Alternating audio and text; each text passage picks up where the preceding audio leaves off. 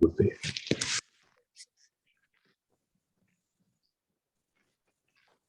Couple एक 5 star hotel में गया, बिल $500 आया। उन्होंने पूछा कि ये होटल इतना महंगा क्यों है। मैनेजर ने कहा, सर इसमें ब्रेकफास्ट साथ में है। पर हमने तो ब्रेकफास्ट खाया नहीं, कपल ने कहा। मैनेजर ने कहा, सर आपने खाया या नहीं खाया ये आपकी मर्जी है, पर उसका मूल्य इस कीमत में शामिल है। मैनेजर ने आगे कहा कि इस प्राइस में जिम, सोना और स्टीम ये भी शामिल था। कपल ने कहा, लेकिन हमने तो वो सुविधा इस्तेमाल ही नहीं की। मैनेजर ने कहा कि आपकी इच्छा है कि आप इस्तेमाल करें न करें। मैनेजर ने फिर कहा कि सर इस पे ओलंपिक साइज के स्विमिंग पूल का इस्तेमाल भी शामिल है। कपल ने कहा कि हमने तो पूल भी इस्तेमाल नहीं किया। मैनेजर ने कहा कि इसमें लाउंज एक्सेस भी इंक्लूड है, जहां आप रिलैक्स कर सकते हैं। वहां पर आप फ्री स्नैक्स और टी कॉफी का आनंद ले सकते हैं।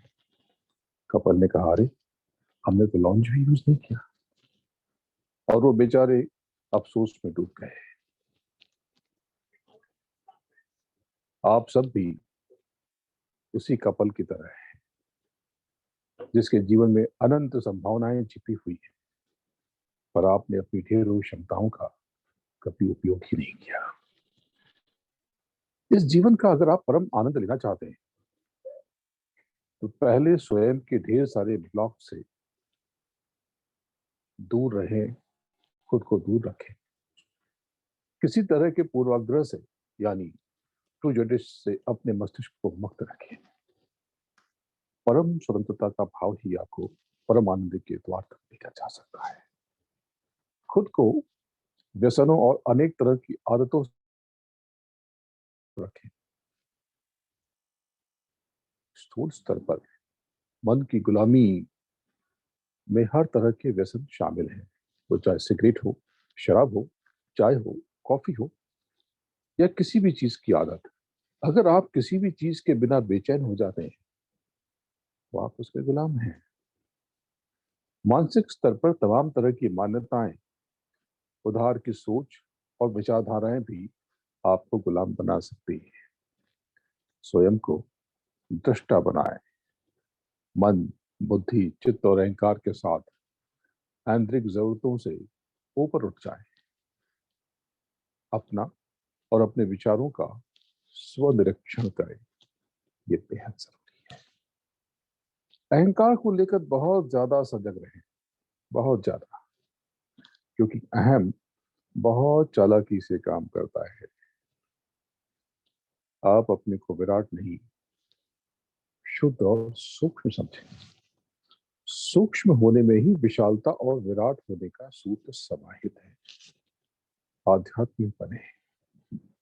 आध्यात्मिकता का अर्थ किसी मंदिर मस्जिद का चक्कर लगाना नहीं है।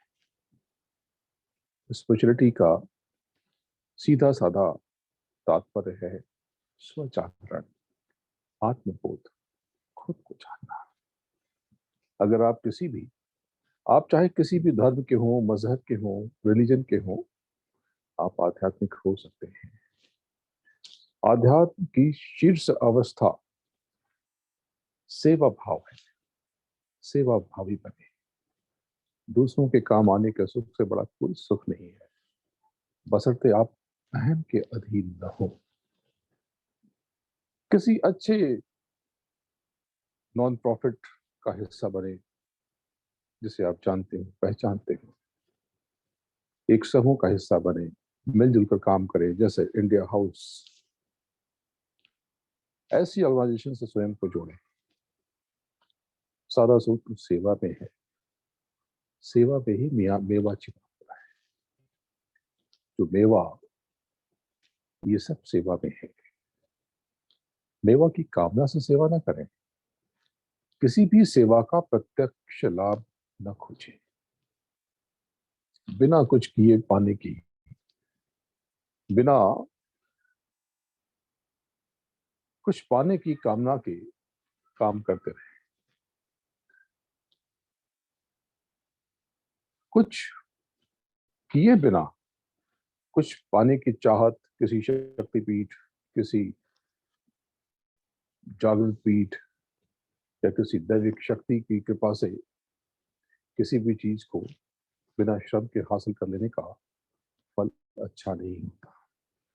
क्योंकि ध्यान रखें, हर चीज का एक मूल्य होता है, एक कीमत होती है। मुफ्त में कुछ नहीं मिलता। ईश्वर राखा, जो जस करहि सो तस फल चाखा। सकल पदार्थ है जग माही, कर्म ही नर पावत नाही। बिना श्रम के कुछ भी पाने की चाहत न रखें। यदि बिना मेहनत के आपको कुछ भी मिल रहा है, इसका अर्थ है कि वो बहुत महंगा सिद्ध होगा। इसी पर आधारित है आज की कथा। बड़ी अद्भुत कथा है, बहुत गौर से सुनिएगा।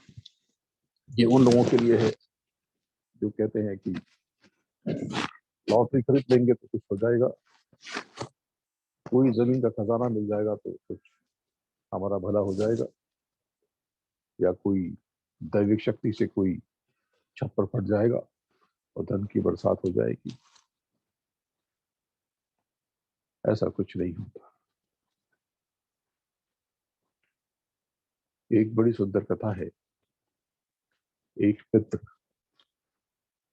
एक व्यक्ति अपने मित्र के पास गया। बहुत गंभीर था, सहमा हुआ था, बेचैन नजर आ रहा था।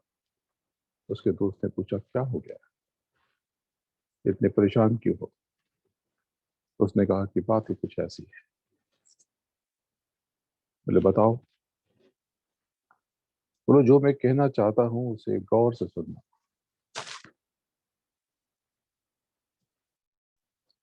बहुत ध्यान से सुनना। ये बात मैं तुम्हें बताना नहीं चाहता हूं, लेकिन तुम मेरे दोस्त हो, मेरे मित्र हो। अगर मैंने तुम्हें यह बात नहीं बताई तो धोखा हो जाएगा। तुम्हें लगेगा कि मैंने तुम्हारे साथ कपट किया। बोले, बात क्या है? उस व्यक्ति ने कहा, बात ऐसी है कि मैंने एक महात्मा की सेवा की, तो उसने मुझे ये जादुई करिश्माई ताबीज दिया है। बोले, अच्छा, क्या होता है इससे? बोले, महात्मा ने कहा कि इस ताबीज से जो व्यक्ति चाहे कोई तीन चीज उसे मिल सकती है, लेकिन ध्यान रखना, उसमें आवश्यकता होनी चाहिए, जरूरत होनी चाहिए, उसमें लोभ नहीं होना चाहिए। अब उसके मित्र में, उसके दोस्त में कौतूहल जागा, उसकी जिज्ञासा बढ़ गई। बोले, फिर? बोले, मुझे वो ताबीज मिल गया, लेकिन मैंने अनुभव किया कि ये तो बहुत दर्दनाक है, ये कष्ट में डाल देता है, मुसीबत में डाल देता है। तो तुरंत चीखा, कहाँ है वो ताबीज? मेरे दोस्त, मेरे मित्र, माय डियर फ्रेंड, मुझे वो ताबीज दो। उसने कहा, मैं तुम्हें देना तो चाहता हूँ, लेकिन तुमसे गुजारिश है, रिक्वेस्ट है, कृपया ये ताबीज मुझसे मत मांगो। बोले, कैसी बात कर रहे हो, तुम मुझे क्यों नहीं देना चाहते? बोला, इसलिए कि जिसने भी इसे पाया है वो रोया है, पछताया है। क्योंकि बिना मेहनत के, बिना श्रम के जीवन में कुछ भी पाने की कामना सिर्फ दुख, दुख और दुख ही देती है। जिसने भी इस ताबीज से कुछ मांगा है वो सिर्फ रोया है और कुछ नहीं, किसी को भी खुशी नहीं मिली। उस व्यक्ति ने कहा कि एक बात बताओ कि ताबीज से कुछ मिलता है या नहीं? बोले, बिल्कुल मिलता है, कुछ देर में ही मिल जाता है, कुछ पलों में ही मिल जाता है, गारंटी है मिलने की। लेकिन जो कुछ भी मिलता है जो कुछ भी जिसको मिला उसने सिर्फ दुख दिया है। उस दोस्त ने कहा कि जरूर उनको कोई सलीका नहीं रहा होगा मांगने का, जरूर उनको मांगने की तमीज नहीं होगी। मैं ठीक से मांगा, मुझे समझ है। उस व्यक्ति ने कहा, दोस्त फिर से सोच लो, सौदा घाटे का है। अब उसकी धर्मपत्नी, उसकी वाइफ, वो तैश में आ गई। बोले, भाई साहब कैसी बात करते हैं, आपको पता है हम कितने कर्ज में हैं, कितने परेशान हैं, कितने दुख में हैं, और आपको ऐसी चीज मिल गई, ये अद्भुत है, विलक्षण है, और आप देना नहीं चाहते। अब वो व्यक्ति बेचैन हो उठा, तो उसके चेहरे पर दर्द पसर गया। उसने अपनी जेब से वो दिव्य ताबीज निकाली और उसे दिया, और उसने कहा कि ये ताबीज दे तो रहा हूं, अगर मैं देना नहीं चाहता, अगर तुम्हें नहीं बताता तो ये दोस्ती के नाम पर धोखा होता। बताना भी जरूरी था, इसलिए मैंने बताया ना, तुम्हें ना बताता। ताबीज दिया, बहुत दिव्य ताबीज था, बहुत प्रकाश निकल रहा था, बहुत नूर था उसमें, बड़ा कमाल था।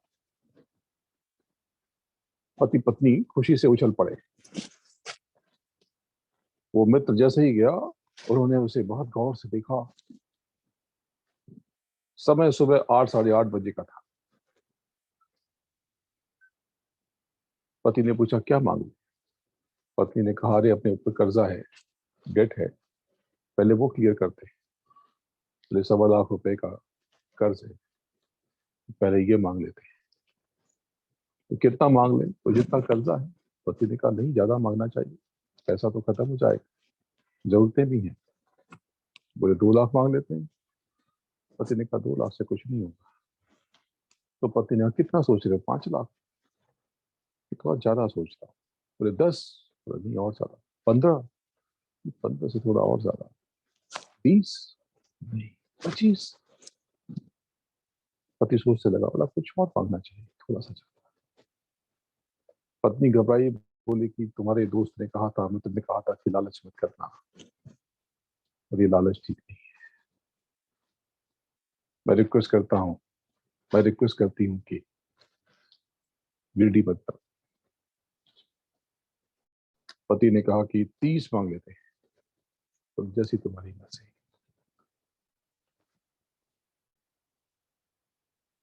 उन्होंने उस ताबीज को निकाला और हाथ में लिया।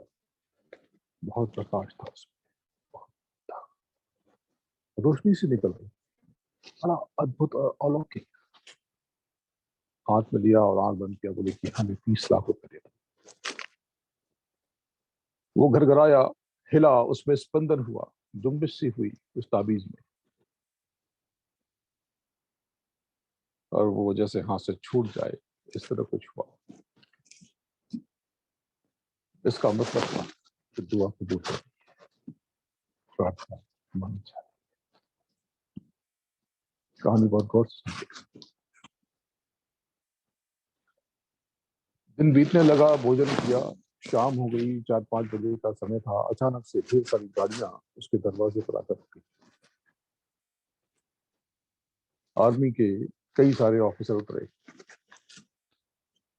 बेटा फौज में था। वो अंदर आए, ये बड़े घबराए, परेशान हुए, बोले, क्या बात है? इसलिए अंदर चले। बड़ा सा गोल पुष्पों का गुच्छा लेकर आए थे, और उन्होंने कहा कि बहुत बड़ी खबर है, आज सुबह आपके बेटे के ऊपर करीब 8, साढ़े 8 बजे के आसपास इस बम का गोला गिरा, और उसकी मौके पर मृत्यु हो गई, वो शहीद हो गया। सरकार ने आपको ये मुआवजा, ये 30 लाख रुपए, 30 काम उठे थे। पत्नी जोर से चिल्लाई, मैंने कहा था ना, अंदर कमरे में घसीट के लेके। बोले, चुप रहो, हमारे पास 2 इच्छाएं बची हैं, रुको, जाने दो इन्हें। जब अधिकारी चले गए, तुरंत ताबीज निकाली और कहा, मेरा बच्चा मुझे वापस कर दो। फिर ताबीज कर आई। वो स्पंदन हुआ, वाइब्रेशन। रात हुई 8, 8:30 बजे के आसपास जोर से आंधी चली, लगा तूफान आ रहा है कोई। खिड़कियों में से धूल अंदर घर में पसर गई। क्या हुआ?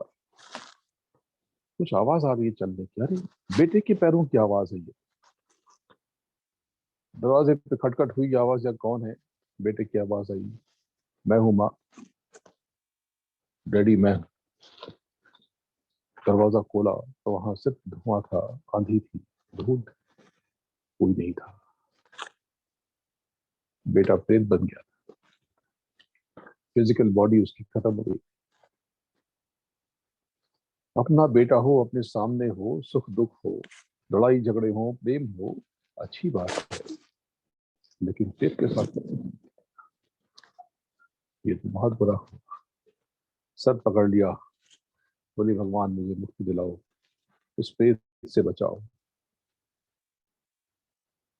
ताबीज लेकर के आखिरी इच्छा की कि मुझे इस प्रेत से मुक्ति दे।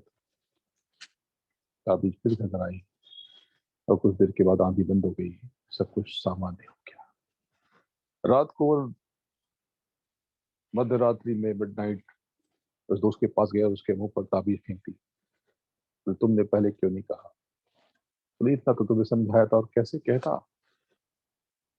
कैसे कहता, मैंने साफ साफ कहा था कि लालच मत करना, मुफ्त में कुछ नहीं मिलता। बिना श्रम के कुछ भी पाने की आकांक्षा और इच्छा सिर्फ दुख देती है और कुछ नहीं। एक नसीहत को याद रखिएगा, सेवा बहुत बड़ी चीज है। सेवा करते रहिए। अपने लिए तो हर कोई जी लेता है, लेकिन जीना वही है जो दूसरों के लिए जीता है। कुछ लोग शिकायत करते रहते हैं कि मैंने तुम्हारे लिए इतना कुछ किया, पर बदले में तुमने मेरे लिए क्या किया? अगर आपने किसी के लिए कुछ किया तो यकीन मानिए वो आपने उसके लिए नहीं, अपने लिए किया। वो आपका कर्म किसी न किसी प्रकार से आपके पास ही लौट कर आएगा, अच्छा या बुरा। आपने किसी का अहित किया या भला किया तो लौट कर आपके पास ही आना है। अगर आपने किसी भूखे को भोजन कराया, खाना खिलाया, आप कौन होते हैं उसे भोजन कराने वाले? जिस परमात्मा ने उसे बनाया है, भोजन भी उसी ने उगाया है, उसके लिए भोजन का बंदोबस्त भी उसी ने किया है। आपने अगर उसे रोटी खिलाई तो आपने अपने लिए हजारों लाखों रोटी का इंतजाम कर दिया। इस दुनिया में जिन लोगों ने कामयाबी हासिल की, आसमान को छुआ, फर्श से अर्श तक पहुंचे, उनमें से अधिकतर ने स्वयं को बहुत बड़ा नहीं माना। अगर वो सारा श्रेय स्वयं को देते तो कामयाबी के शिखर पर हरगिज पहुंच ही न पाते। जो लोग सफल होकर खुद को बड़ा समझने की भूल करने लगते हैं, वो जल्दी ही भूल में मिल जाते हैं। जो वाकई बड़े होते हैं उनमें लेश मात्र का यानी जरा सा भी घमंड नहीं होता। जो वाकई बड़ा है वो तो निरपेक्ष भाव से दूसरों की सेवा करने में ही भरोसा करता है। जो स्वयं को जरा समझता है, प्रभु उन्हें अपने कार्य के निमित्त के रूप में चुनता है। अहंकार से भरे हुए सेल्फ सेंटर्ड यानी आत्म केंद्रित लोगों की दौड़ सीमित होती है और जमाना उन्हें बहुत जल्दी भुला देता है। यदि आप जीवन में वाकई कुछ करना चाहते हैं, बड़ा करना चाहते हैं, स्वयं को बड़ा समझने की भूल कभी ना करें। स्वयं को बड़ा नहीं, छोटा समझें। सेवा खूब करें, सजग रहें, सक्रिय रहें, एक्टिव। आलस से कुछ छोड़ें, उसका त्याग करें। आलस इंसान का असली शत्रु है। जिन्हें आलस से अपने चंगुल में दबोच लेता है, उनकी किस्मत मंद हो जाती है, सो जाती है। आलस से हमें कई तरह के विकारों से लाभ देता है। ज्यादा खाना, नकारात्मक चिंतन, बहुत ज्यादा सोना, दिन में भी सोते रहना, हमेशा अपने बारे में सोचना, दूसरों पर संदेह करना, लोगों में कमियां निकालना, ये सब ऐसे कर्म हैं जो मनुष्य को कर्त में रखे। अपने नसीब को चमकाने के लिए हर पल आलस्य के अंधेरे को लेकर सजग रहें। अनावश्यक उल्टे चिंतन और अकारण भय से बचें। डर एक ऐसा अंधेरा है जिससे निर्मुक्त होकर ही आप उजले भविष्य के प्रकाश से चमचमा सकते हैं। डर की आगोश में काबिलियत का पुष्प नहीं खिलता। एक भयभीत व्यक्ति सच्चाई का साथ नहीं दे सकता।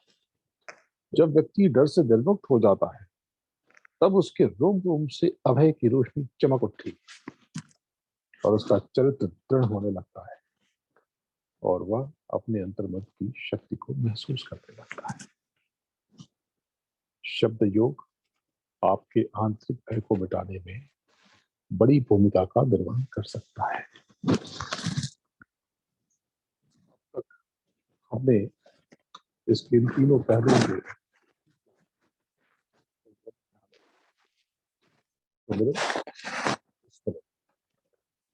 अपने भीतर अलौकिक ऊर्जा का, अपने भीतर दिव्यता का, उस दिव्यता में प्रभु का, सदगुरु सदगुरु का मतलब कोई व्यक्ति नहीं, वो महारोशनी, महाप्रकाश, वो विलक्षण नूर, वो परम चेतना, उसको स्मरण करें अपने भीतर किसी भी नाम से, किसी भी तरह से। बहुत पुराना मंत्र है, बहुत पुराना नाम है, जय गुरुदेव। आप चाहे तो इसका सुमिरन कर, इसके लिए कुछ नहीं करना। एक कोई भी माला ले, माला से क्या जरूरी है माला? नो, नहीं। पर माला साथ में होती है तो मालिक ज्यादा, हमें घमंड नहीं होता। हमें ये पता चलता है कि कोई बहुत बड़ी शक्ति है हमारे ऊपर, जो सृष्टि को चला रही है। तो ये माला बड़ा विलक्षण काम करती है, इसलिए मैं हमेशा इसे अपनी गले में रखा करती हूँ। दूसरी तकनीक ध्यान। ध्यान में हमने सीखा अब तक कि ध्यान का मतलब आंख बंद करना नहीं होता। ध्यान का मतलब होता है बंद आंखों से अपने भीतर की दिव्य दृष्टि से, अपने भीतर की तीसरी आंख से एक्टिव करने की कोशिश। अगर ये थर्ड आई आपकी सक्रिय हो गई तो आपके जीवन की दशा और दिशा दोनों को सकता है। इसके लिए दोनों आंख बंद कर लेना है। तो आप सब बंद कर लें और जब आप रेगुलर प्रैक्टिस करें, कम से कम आधा घंटा रोज करें, तो एक और लेयर ऐसे एक रूम बन जाएगा। इस प्रकार से पूरा ढकने दिशा तक, अगर कोई ब्रीदिंग प्रॉब्लम नहीं है, अगर प्रॉब्लम है तो यहाँ पर तक आप पूरा भी रख सकते हैं। किसी भी टॉवल से, किसी भी चादर से, कंफर्टर से, किसी भी चीज से इसको ढकें। अब तक हमने ये देखा, ये सीखा कि यहाँ पर हमें दोनों आंखों के बीच से आगे जो एक काला धब्बा या उजला ग्रे सा पैच दिखता है, उसमें नॉक करना है और जब कभी चमक उसमें से पैदा हो तो उसके भीतर किसी सुई की तरह से प्रविष्ट होना है। अब इसके आगे एक कदम और बढ़ते हैं। अभी सामने देखने की जगह आप अपनी ये थर्ड आई वाली जो जगह है दोनों आंखों के बीच में, जहां पर अब तक तिलक लगा, आप वहां पर फोकस करें और एक सर्कल महसूस करें और उसके चारों तरफ एक परिक्रमा सी करें कुछ पल के लिए।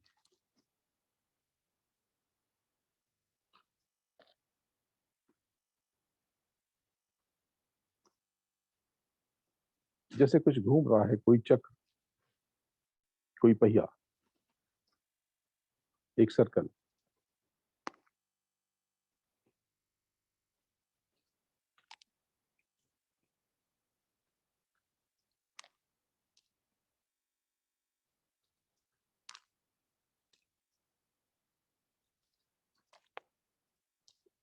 और अब धीरे धीरे उस सर्कल से बाहर निकल करके वापस सामने की तरफ आगे बढ़े और फिर वही प्रैक्टिस सामने एक स्पॉट की तलाश करें, ठीक सामने, जिसमें एक काला धब्बा या सफेद धब्बा है, एक पैच। आप तलाश करेंगे, धीरे धीरे आपको वो दिख जाएगा, तलाश पूरी हो जाएगी। ये जो आज हमने प्रैक्टिस की, इस सर्कल में घूमने की, इससे आपके भीतर एक स्पंदन पैदा होगा, एक वाइब्रेशन। आपको महसूस होगा कि आपके भीतर कोई शक्ति है, कोई ऊर्जा है। इसके नियमित अभ्यास से आपके भीतर बहुत बड़ा परिवर्तन भी आने वाले समय में देखने को मिलेगा। अब सामने आगे की विधि वही, एकदम सामने देखना है, धीरे धीरे में अंधेरे में एक उजाला खिलने लगेगा, एक प्रकाश होने लगेगा।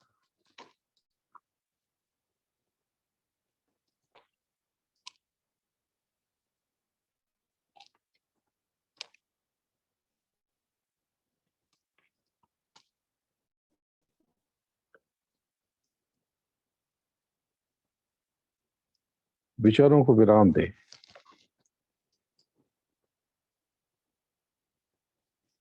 सिर्फ सामने की तरफ देखिए। जैसे ही आप इस सामने के जो सामने जो पर्दा है, कर्टन सा, इसके भीतर आप सुई की तरफ प्रविष्ट होंगे, आपका संसार बदल जाएगा, आपकी दुनिया परिवर्तित हो जाएगी, आप में रूपांतरण हो जाएगा। आगे का मंजर बड़ा दिव्य है, बड़ा अलौकिक है, वो कुछ दूसरा ही है। उसमें आसमान नीचे और धरती ऊपर, वो बहुत अनोखा एहसास है। वो आसमान ऐसा नहीं जैसा यहाँ दिखाई देता है, वो आसमान कुछ और है। उसमें एक अलग तरह की अलौकिक चमक है, अद्भुत।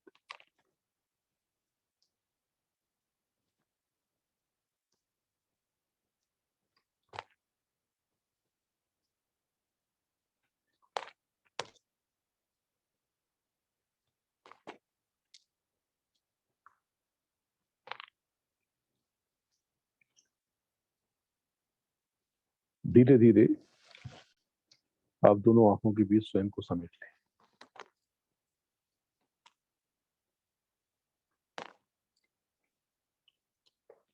अभी वापस आंख खोलने की जरूरत नहीं है। अब दोनों कानों को बंद करके भजन की तरफ बढ़ें। भजन में मैं कुछ नहीं बोलूंगा, क्योंकि आपको कुछ सुनाई नहीं पड़ेगा।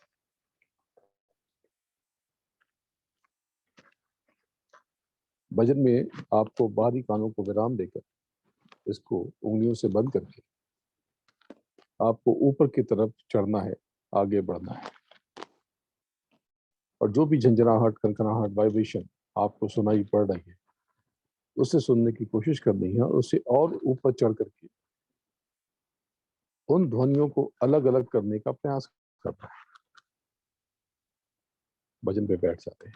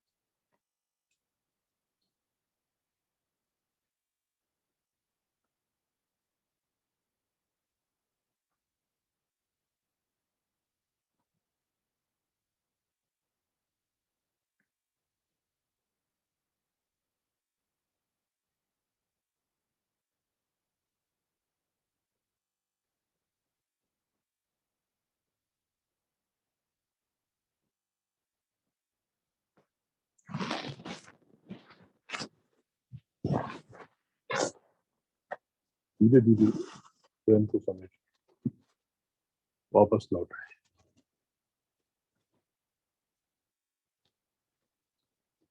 ये जो अभी आपने झंझनाहट सुनी, इसमें बहुत सारी ध्वनियां हैं, लेकिन आप सब, अधिकतर लोग कानों के पीछे से यहां से सुनने की कोशिश करते हैं।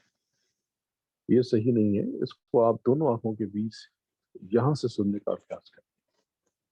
जब आप सुनने की कोशिश करेंगे तो ये जो वाइब्रेशन सी थी, अगर समझेंगे तो ये क्या था, ये एक, जैसे एक घर में पूजा की घंटियां होती हैं, इसके बाद आपको उसमें घंटे जैसी ध्वनि सुनाई पड़ेगी और उसके पश्चात वो घंटे में तब्दील हो जाएगी और इसमें एक फूंक सी उठेगी, जैसे कोई शंख ऊपर की तरफ उठ रहा है। ये जब नियमित अभ्यास करेंगे तो आपको लौ लग जाएगी। असली चीज तो यही है, ध्यान और भजन। ये जो बाकी की चीजें मैं आपको आपसे जोड़ने के लिए बताता, ऐसे तो बहुत सारी बातें बताता।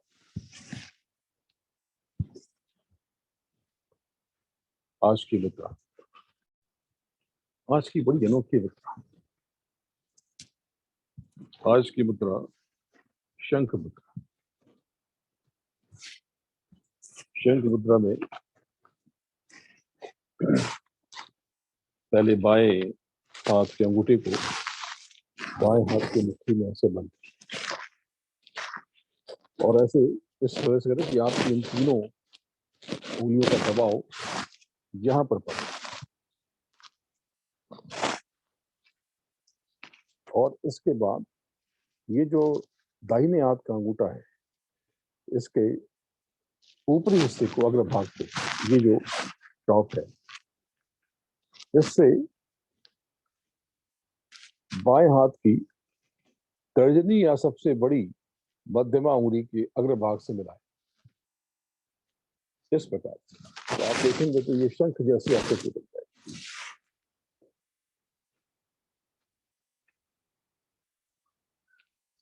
और बाएं हाथ की चारों उंगलियां आपस में मिलाकर रखें। इस प्रकार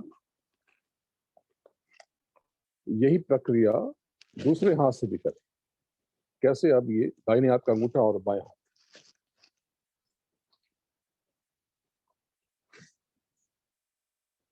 जितनी देर हो सके सहज रहकर इसको करें, इस मुद्रा को करें। फिर से समझें कि इस मुद्रा में मुट्ठी में अंगूठे का दबाव हथेली के बीच वाले हिस्से पर और मुट्ठी की 3 उंगलियों का दबाव ये अंगूठे के नीचे वाले हिस्से पर पड़ना चाहिए, जिसको पामिस्ट्री में शुक्र पर्वत कहते हैं, वेनस का स्थान कहते हैं, वेनस का माउंट कहते हैं। इसके ऊपर पड़ना चाहिए। क्या होता है इस अभ्यास से? नेवल और थायराइड ग्लैंड, इस पर ये हेल्दी हो जाती है। थायराइड की प्रॉब्लम इससे भविष्य में खत्म हो जाती है। घबराहट भी इससे कम हो जाती है। और सबसे कमाल की बात है कि एक अच्छी सुरीली आवाज और बोलने की प्रखर शक्ति हर कोई चाहता है, तो शंख मुद्रा इसमें भी सहायक है। इस मुद्रा से गले की ग्रंथियों पर असर पड़ने के कारण स्वर तंतु ठीक हो जाते हैं, वाणी में मधुरता आ जाती है, वाक शक्ति बढ़ती है। वक्ताओं के लिए, गायकों के लिए यह मुद्रा बेहद उपयोगी है। टीचर्स के लिए बड़े काम की मुद्रा है। यदि इस मुद्रा के साथ अलग से केवल 5 मिनट के लिए उज्जाई प्राणायाम और सिंहासन भी कर लिया जाए, तो आप आजीवन गले के रोगों से मुक्त रहेंगे और आपकी वाणी के सभी दोष दूर होंगे। एक और बात करते हैं, बात कमाल की करते हैं। जब कभी मंगलवार हो, हस्त नक्षत्र के साथ रविवार हो, संक्रांति या वृद्धि योग हो तो उस दिन भूल कर भी लोन यानी कर्ज न लें, अन्यथा आप आर्थिक भवसागर के दुष्चक्र में फंस जाएंगे। इन दिनों किसी भी प्रकार का लोन लेने से बचना चाहिए। इस दिन लिया हुआ लोन न काम आता है न ही वापस लौट पाता है, इसका ध्यान रखें। हाँ, अगर आपको लोन रीपे करना है, चुकाना है, तो मंगलवार का दिन सर्वश्रेष्ठ है। पैसा वापस करना है, बहुत अच्छा है ये मंगलवार और ये योग सारे। अमावस्या, व्यक्तिपात, विशाखा, ज्येष्ठा, मूल, कृतिका, रोहिणी, आर्द्रा, अश्लेषा, उत्तरा फाल्गुनी, उत्तरा भाद्रपद, उत्तरा श्रवण नक्षत्र और भद्रा तथा बुधवार के दिन भूल कर भी किसी को उधार न दे। भूल कर भी इस दिन उधार दिया हुआ पैसा कभी वापस नहीं आता, डूब जाता है या फिर झगड़े का, विवाद का कारक बन जाता है। करके देखें, अगर कभी आपके साथ ऐसी कोई घटना हुई है कि आपने पैसे दिए हैं और वापस नहीं आया है, तो पक्का जरूर इन्हीं में से कोई योग होगा। ये बहुत आजमाया हुआ है, आप भी आजमा के देख लें। आज एक और कमाल की बात करते हैं। पिछली बार हमने बात की थी एक अनोखी वनस्पति की, मंडूकवडी यानी गोटुकोला।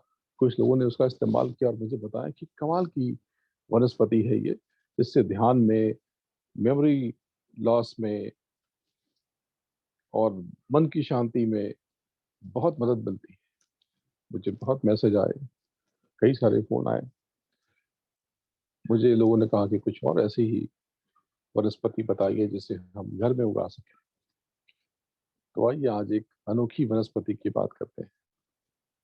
उसका नाम है ब्राह्मी।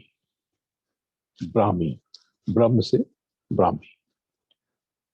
इसे बकोपा मुनियरी भी कहते हैं। यह औषधि पौधा है जो भूमि पर फैलकर बड़ा होता है। इसके तने और पत्तियां बहुत सॉफ्ट, मुलायम, गूदेदार, अंदर से पल्प सा हो, बहुत चला सा। और इसमें फ्लावर होता है, फूल होते हैं इसमें सफेद रंग के। ये जहाँ वेट प्लेसेस हैं, जहाँ पे थोड़ी नमी होती है, वहां पर ये आसानी से हो जाता है। थोड़ी पानी की जरूरत होती है इसे। हम मेरी समझ से ये भारत में आसानी से हो जाता है। बाहर कहीं और होता है या नहीं होता है मुझे पता नहीं, आप तलाश करें। और इसे भारत में अनेक नामों से जाना जाता है। जैसे हिंदी में कहते हैं इसे सफेद चमनी, चमन होता है ना, तो चमनी। संस्कृत में इसको कहते हैं सौम्यलता। मलयालम में इसे वर्ण या नीर ब्राह्मी कहते हैं। मराठी में घोल कहते हैं। गुजराती में जल ब्राह्मी कहते हैं, जल नेवरी कहते हैं। लेकिन इसका सांस्कृतिक नेम, वैज्ञानिक नाम है बकोपा मुनियरी। ये औषधि, ये वनस्पति, इसकी पत्तियां नाड़ियों के लिए बहुत पौष्टिक होती है। कॉन्स्टिपेशन यानी कब्ज को दूर करती है। इसके पत्ते का रस निकाल करके थोड़ा सा इसमें गैसोलीन यानी पेट्रोल मिला करके लगाने से ये आर्थराइटिस में बड़ा फायदा होता है। ब्राह्मी में खून को साफ करने की यानी रक्त को शुद्ध करने के गुण पाए जाते हैं। हृदय के लिए तो रामबाण है, बुद्धिवर्धक है, पित्तनाशक है, मजबूत याददाश्त, अच्छी मेमोरी के लिए बड़ी कमाल की चीज है, ठंडक देती है। और सबसे बड़ी बात है कि शरीर से टॉक्सिन्स को, विषैले पदार्थों को बाहर निकालती है। कफ को दूर करने के अलावा ये खून को साफ करके स्किन की जो प्रॉब्लम्स होती है उसमें भी बड़ी कमाल होती है, बहुत फायदा करती है। मानसिक रोगों में ब्राह्मी के पत्तों का चूर्ण, इसे सुखा करके इसका चूर्ण आप खुद बना सकते हैं। बाहर भी मिलता है, सिरप मिलती है, इसका सिरप भी अवेलेबल है, इसके चूर्ण भी मिलते हैं। आप खुद ही बना लें चूर्ण, धूप पे सुखा लें। आपके यहाँ बैकयार्ड है अमेरिका में, सब जगह मैक्सिमम लोगों के पास या बालकनी है, थोड़ी धूप आती है तो उसे आप सुखा लें। टेक्सास में, स्पेशली ह्यूस्टन में तो काफी गर्मी हो जाती है, आसानी से सूख जाएगा।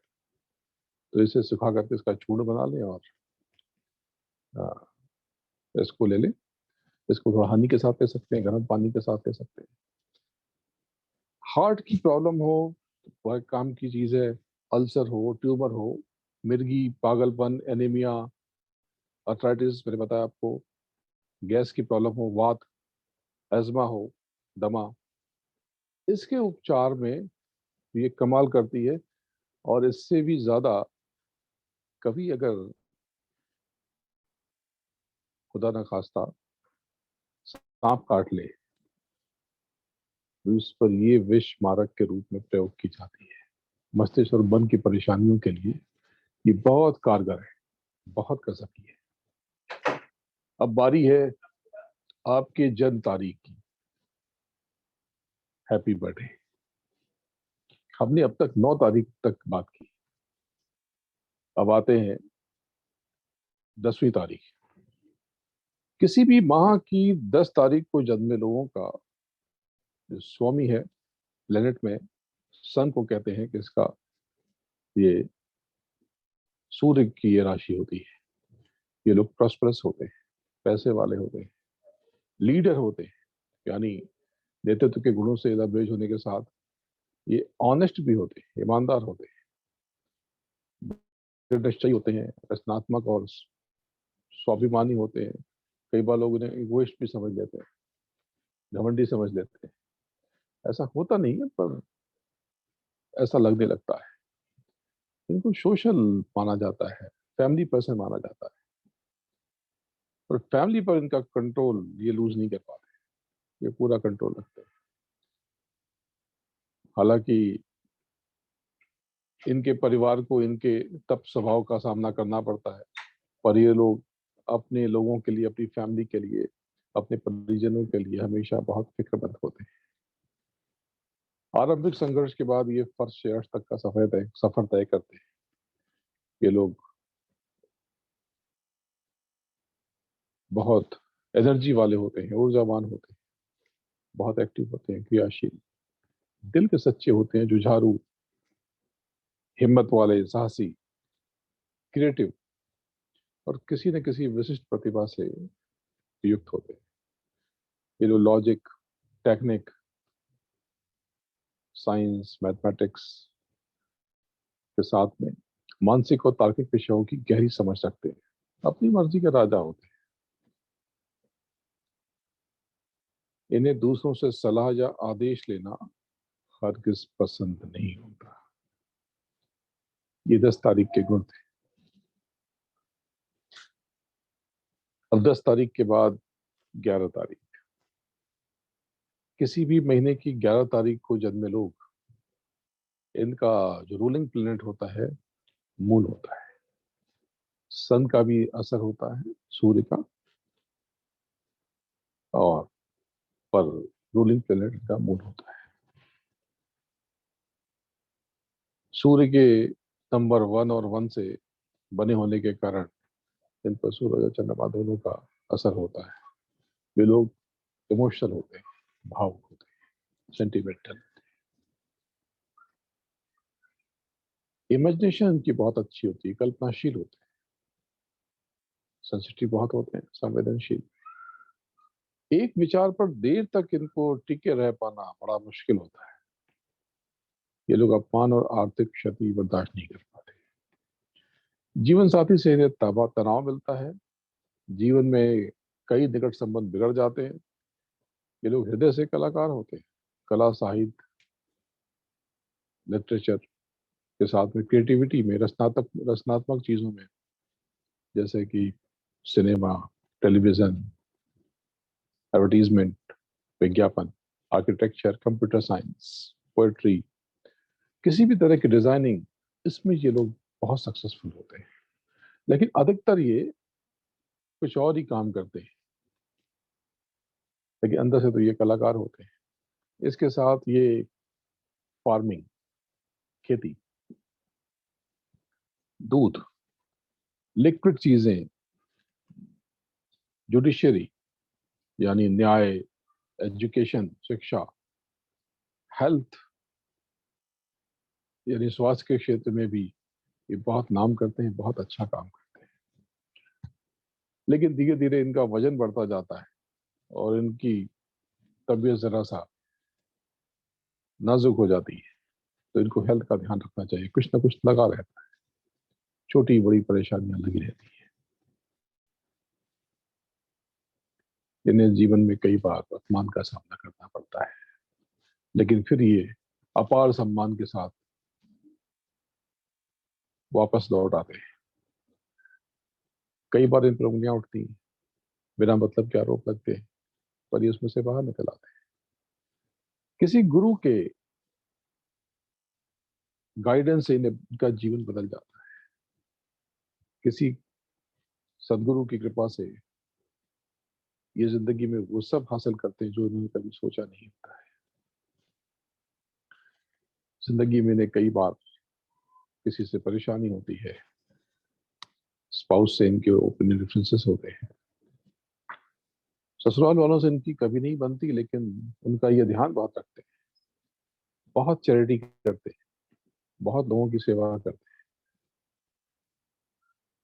अगली तारीख है 12 तो किसी भी महीने की 12 तारीख को पैदा होने वाले लोगों का जो रूलिंग प्लेनेट है, स्वामी ग्रह जुपिटर है, बृहस्पति। इस तारीख को जन्मे लोग इंटेलिजेंट होते हैं, नॉलेजेबल होते हैं, पैसे वाले होते हैं, हिम्मत बहुत होती है, निर्भीक होते हैं, होशियार होते हैं, चतुर। ये लोग जीवन में बड़े पद को सुशोभित करते हैं। इन्हें एक से अधिक विषयों का ज्ञान होता है। ये लोग अपने ग्रुप में या समूह में ज्यादा कंफर्टेबल, सेफ महसूस करते हैं। पारंपरिक मूल्यों में इनकी बहुत आस्था होती है, धार्मिक होते हैं। कोई ना कोई पूजा पर, किसी न किसी पूजा पद्धति में, उपासना पद्धति में यकीन करते हैं, पर घमंड इनको नुकसान पहुंचाता है, थोड़े अकड़ जाते हैं। जानबूझ के नहीं करते, ये स्वभाव में होता है। कई बार जुबान से इनका कंट्रोल छूट जाता है, वाणी से इनका नियंत्रण अक्सर हो जाता है कभी कभी, लेकिन इससे इन्हें परेशानी होती है।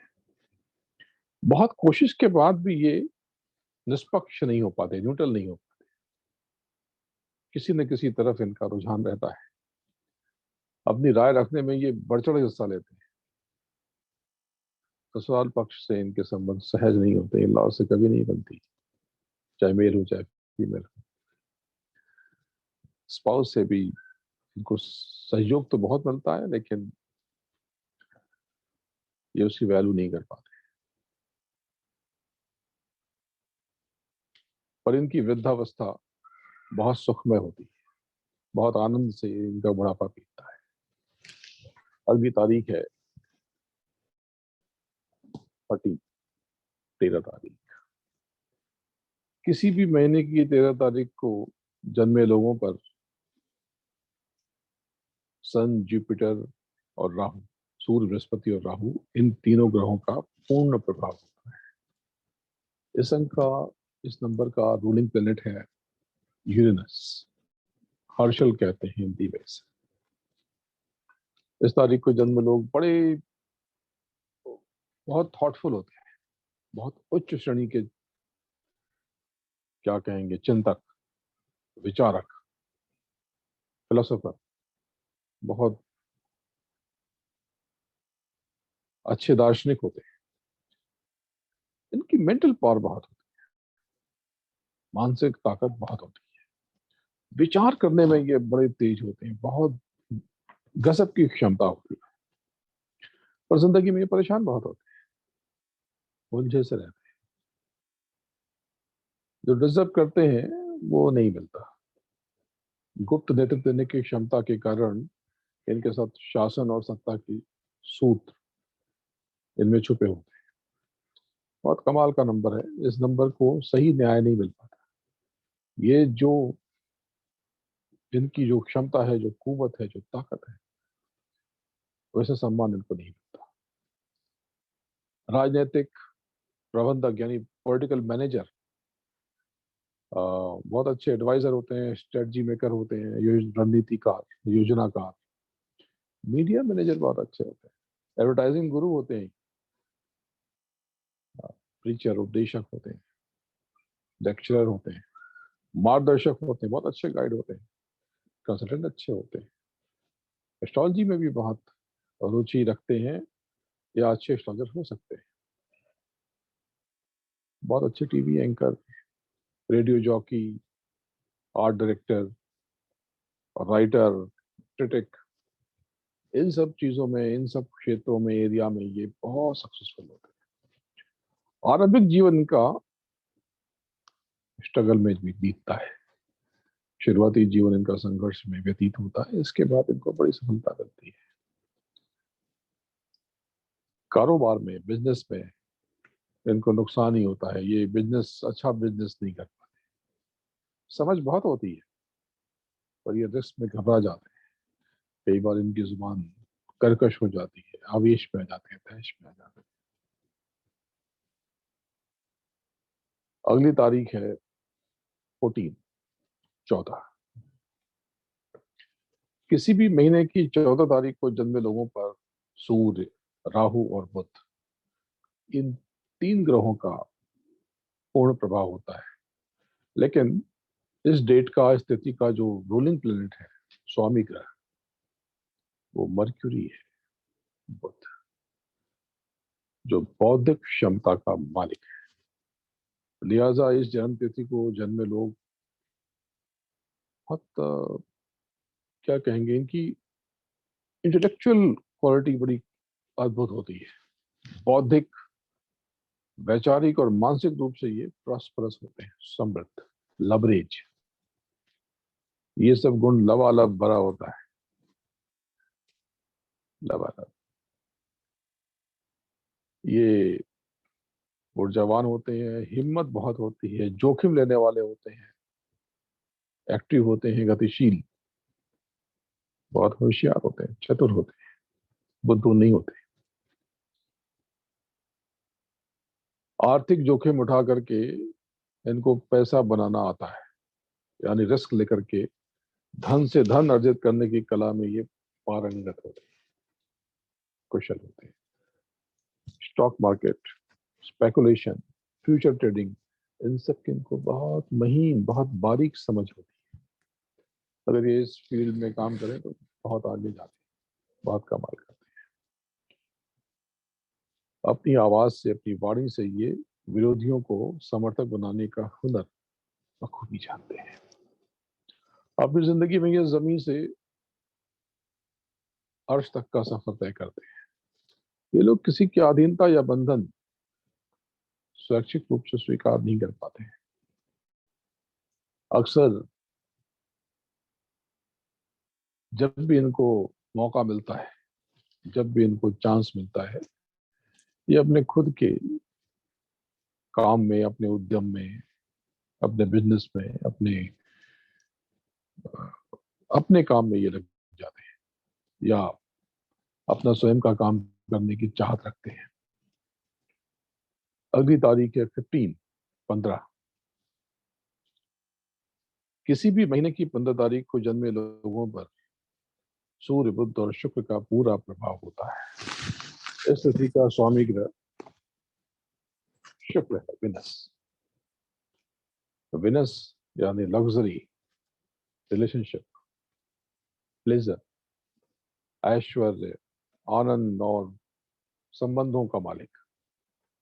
इस तारीख को जन्मे लोग जीवन में कामयाब माने जाते हैं, सक्सेसफुल होते हैं। ये लोग अपने जीवन में अपार समृद्धि और धन अर्जित करते हैं, बहुत पैसा कमाते हैं।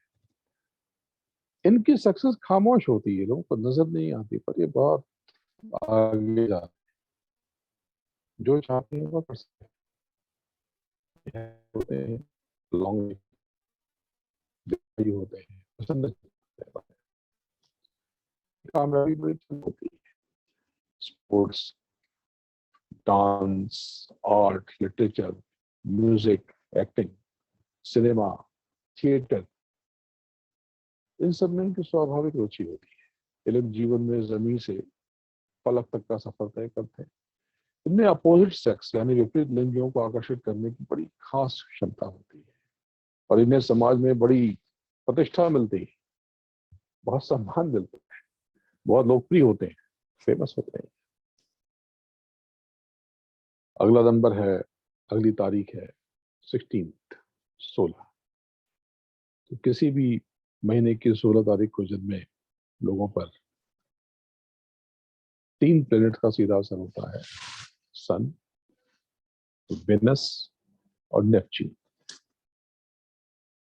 सीधा नेपच्यून, जिनको वरुण भी कहते हैं, इसका रूलिंग प्लेनेट नेपच्यून ही होता है। उनकी पर्सनालिटी बड़ी प्लेजिंग होती है, बहुत मोहक होती है, आकर्षक होते हैं, प्रभावशाली होते हैं, अपनी मर्जी के मालिक होते हैं। किसी का हस्तक्षेप इन्हें नागवार गुजरता है, पसंद नहीं आता। म्यूजिक, गीत संगीत, आर्ट, लिटरेचर, मॉडलिंग, एक्टिंग, इसमें इनको बहुत इंटरेस्ट होता है। स्पोर्ट्स में भी ये अच्छा करते हैं। ये स्पिरिचुअल होते हैं, सौंदर्य प्रेमी होते हैं, एम्बिशियस होते हैं, महत्वाकांक्षी, चमक दमक और वैभव के लिए ये नंबर बहुत बढ़िया है, बहुत अच्छा है। गुप्त और गूढ़ विधाओं में इन्हें बहुत रुचि होती है। ये तारीख फैसला न लेने,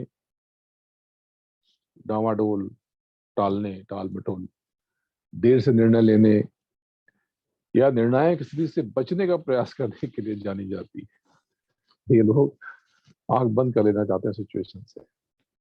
इन्हें टेक्निकल नॉलेज या मैथमेटिक्स में इनकी रुचि बहुत कम होती है, इंटरेस्ट नहीं होता है इनको, साइंस वाइंस में बहुत रुचि नहीं होती।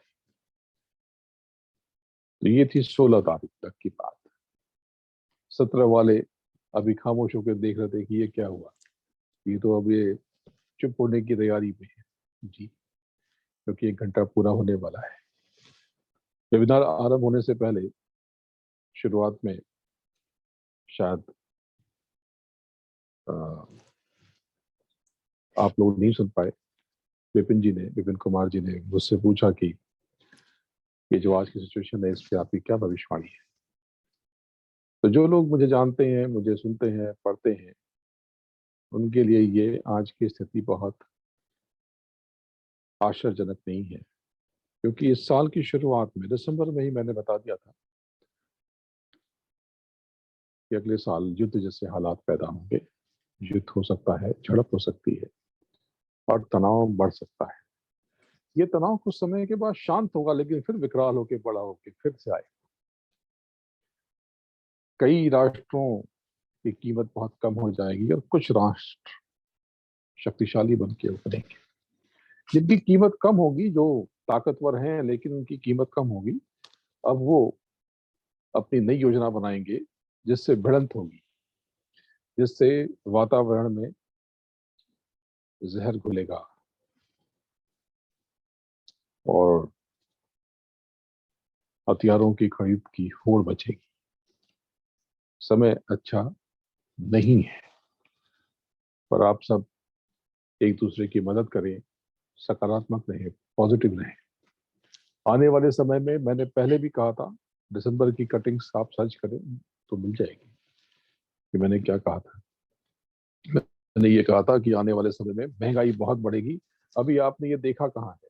अभी 1-2 महीना, 4 महीना बीतने दीजिए, अभी ऑयल के प्राइसेस और ऊपर जाएंगे, सोना चांदी इनका भाव बढ़ेगा, खाने पीने की चीजें महंगी होंगी, ऑयल, तेल वेल, खाने के तेल भी महंगे हो जाएंगे, उनकी कीमत और बढ़ेगी।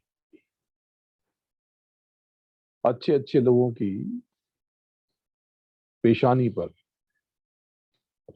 तनाव परिलक्षित होगा, बेचैनी बढ़ेगी। जो कैपेबल है उनको भी उलझन होगी, क्योंकि उनका भी खर्च अचानक से इंक्रीज हो जाएगा, बढ़ जाएगा। वो आने वाले समय में बेकार के खर्चों से बचें, हम सबके घर में बहुत सारी चीजें पड़ी हैं। ये जो गार्बेज होता है ये दरअसल हम खरीद के लाते हैं, हम पे करके लाते हैं, जो कुछ समय के बाद गार्बेज हो जाता है, कूड़ा हो जाता है। स्वस्थ रहें, मस्त रहें। मैं आप सबको बहुत याद करता हूँ। जो लोग मुझसे डायरेक्ट जुड़े हैं उनके भी सीधे संपर्क में हूँ या कभी कभी नहीं रह पाता हूँ, लेकिन जो लोग दूर से देखते हैं उनसे मुझे उतना ही स्नेह है, बल्कि और ज्यादा है। मैं आप सबसे बहुत प्रेम करता हूँ। आप सब सुखी रहे। और चलते चलते एक बार पुनः कि मैं प्रमोशन के लिए नहीं कह रहा, लेकिन मैं जानता हूं इन लोगों की कार्य पद्धति मैंने देखी है, इसलिए मैं बार बार आपसे कहता हूं, अगर आप अमेरिका में हैं, टेक्सास में हैं, ह्यूस्टन में हैं, तो आप इंडिया हाउस विजिट करें। आप इनकी कार्यशैली देखें, ये समाज के लिए कितना नेक कार्य कर रहे हैं। अगले हफ्ते पहले शनिवार को फिर आप सबसे मुलाकात होगी, बात होगी, और बात निकलेगी तो फिर दूर तलक जाएगी। प्रणाम।